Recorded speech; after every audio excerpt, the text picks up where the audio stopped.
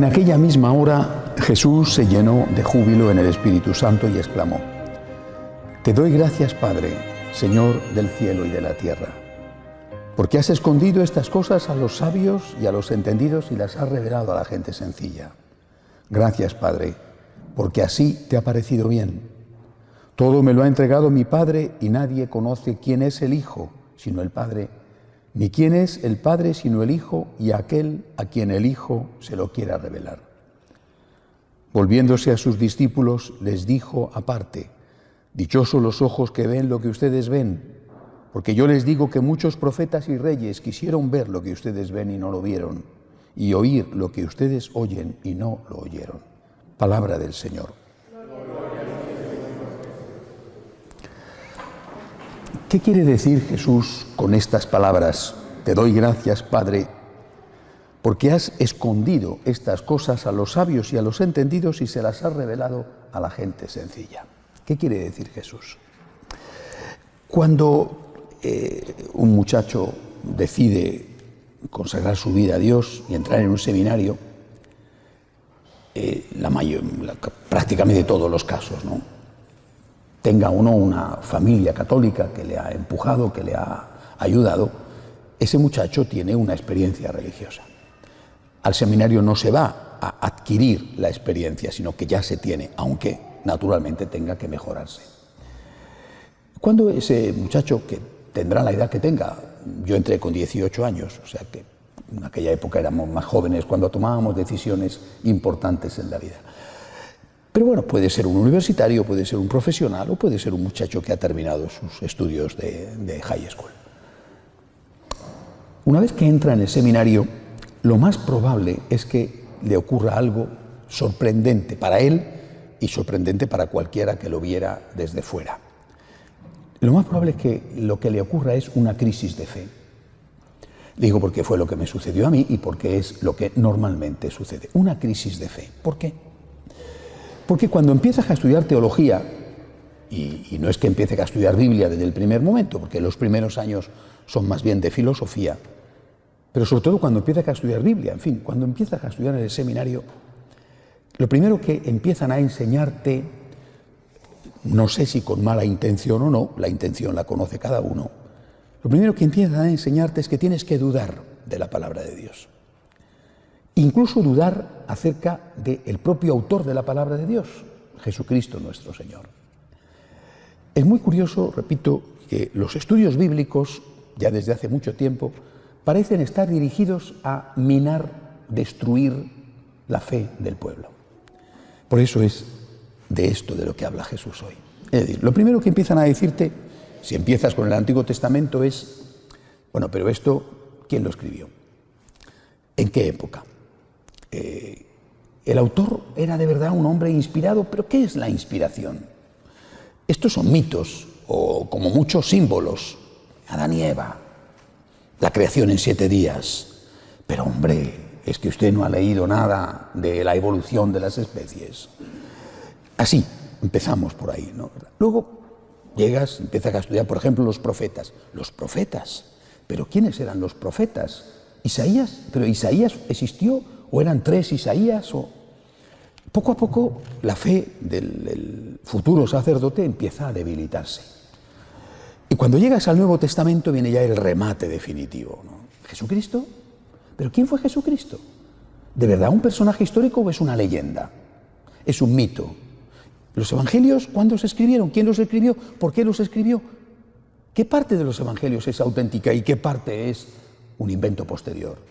No digamos ya las cartas de los apóstoles. Estos días que estaba estudiando algo de nuevo de San Pablo, madre mía, ¿no? Pero Primera Tesalonicenses, sí, pero ¿qué parte? La Segunda Tesalonicenses, en absoluto. Eso es un invento posterior, no vale para nada. Y al final ese muchacho ha ido pasando los años, llega a la ordenación y tiene una profunda crisis de fe. Es decir, aunque se ordene, cuando se encuentra con la palabra para él y con la palabra para enseñarla, no se atreve. Porque, ¿esto qué es? ¿Auténtico? ¿Falso? ¿Inventado? ¿Un símbolo? ¿Parte de verdad? ¿Parte de mentira? Por supuesto. Lo primero que te han enseñado es que todos los milagros, todos sin excepción, son falsos, incluido la resurrección de nuestro Señor. Todo es un invento. Esta es la formación en un seminario. A lo mejor no es en todos, en la inmensa mayoría. Ese muchacho que salió de su casa bueno, inocente, creyente, practicante, que rezaba el rosario, que iba a la adoración del Santísimo, que estaba con sus papás en la iglesia, termina la ordenación y resulta que tiene menos fe, muchísima menos fe que cuando empezó, y desde luego mucha menos fe que su papá y que su mamá o que su abuelita. Es de esto de lo que habla Jesús hoy. Por eso yo a los franciscanos de María siempre les aconsejo, no vayáis a cursos de Biblia. La inmensa mayoría de los cursos de Biblia de las parroquias están dictados por gente que no tiene fe y dirigidos a quitar la fe a la gente. Eso no significa que no tengamos que estudiar la Biblia, significa que tenemos que estudiarla como dice Jesús, como dice Jesús. Voy a volver, después de esto que he dicho, a leer la frase que dice hoy el Señor. Empieza la frase por dar gracias a Dios. Dice, te doy gracias, Padre, Señor del cielo y de la tierra, porque has escondido estas cosas a los sabios y a los entendidos y las has revelado a la gente sencilla. Yo esto lo aprendí, quien realmente me enseñó a ver la Biblia fue, no tuve ninguna aparición, pero en fin, fue San Francisco de Asís. San Francisco ya vivió esto, siglo XIII. Nada que ver con nuestra época, nada que ver con la profundísima crisis de fe que hay hoy en el clero. No hablo de que haya crisis de pecado, de eso no me meto, hablo de crisis de fe. San Francisco ya se encontró con el mismo problema. ¿Y qué hacía San Francisco? ¿Qué le decía San Francisco a los franciscanos? Le decía, la Biblia al pie de la letra. O dicho de otra forma, no le busques 5 pies al gato. El gato tiene 4 pies, no tiene ni 3 ni 5. La Biblia al pie de la letra. No te compliques la vida, sé sencillo. ¿Qué dice la palabra de Dios? Pues eso, que lo entiende, al menos de la inmensa mayoría, lo entiende todo el mundo, llévalo a la práctica. No, pero esto, ¿quién lo escribió? ¿Cuándo? ¿Por qué? ¿Es de verdad? Mira, ¿qué dice la palabra de Dios? Llévalo a la práctica. No te compliques la vida, sé sencillo. La Biblia, repito, decía San Francisco, al pie de la letra. ¿Qué dice la palabra de Dios? No quiero saber otra cosa. ¿Qué dice la palabra de Dios? Esto es lo que yo creo y esto es sobre todo lo que intento predicar y lo que intento vivir. Miren, todas las vueltas que dan a la situación, todas tienen un mismo objetivo: quitar las cosas que nos hacen daño. Es decir, quitar aquellas cosas que nos cuesta trabajo practicar. Cuando te dicen, y es clarísimo, el que se divorcia de su mujer y se casa con otra comete un pecado, un adulterio contra la primera, pero esto hay que darle la vuelta. De la manera que sea. ¿Quién lo escribió? ¿Por qué lo escribió? ¿Qué quería decir Jesús? ¿En cuáles son las excepciones? O, pero hay que ver las circunstancias de la persona. Perdóneme, la Biblia, yo soy franciscano, al pie de la letra. El que se divorcia de su mujer y se casa con otra comete un adulterio contra la primera. Y si la mujer se casa con otro, comete un adulterio contra el primero. La Biblia, al pie de la letra. Cuando dice el Señor, bendecid, no maldigáis, está diciendo bendecid, no maldigáis, ¿no? Pero hay que tener en cuenta las circunstancias. ¿Puedes maldecir en este caso? Cuando dice el Señor, rezad por vuestros enemigos, haced el bien a los que os persigan y calumnian. Pero hay que entenderlo porque las circunstancias, el ambiente, ¿quién lo dijo? ¿En qué momento? No. ¿Qué dice el Señor? Rezad por vuestros enemigos.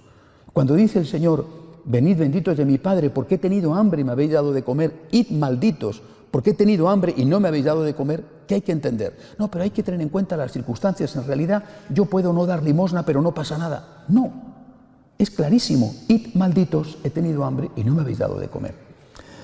Esto es lo que dice el Señor. Sed sencillos. No es tan difícil de entender, me parece que está bastante claro. Habrá algún pasaje que quizá no sea tan evidente, pero en la inmensa mayoría de los casos, el Señor hablaba para que la gente le entendiera. No necesitaba traductores. Y para eso, por ejemplo, contaba las parábolas, que eran como historietas, como cuentos, cargados de mensaje.